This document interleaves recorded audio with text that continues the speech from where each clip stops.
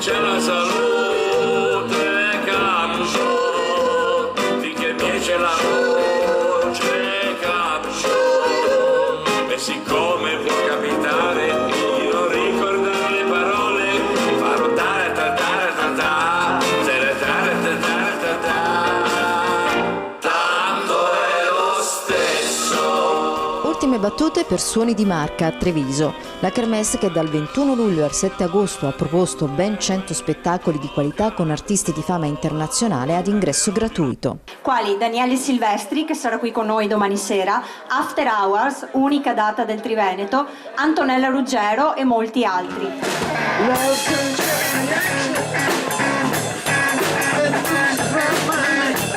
Una grande novità dell'edizione 2016 è stata l'aggiunta di un nuovo palco dedicato ai musicisti emergenti. I 18 giorni di festival sono stati caratterizzati ciascuno da un genere musicale diverso, spaziando dal tango al rock, al progressive italiano, al jazz, fino al reggae e alla musica dance.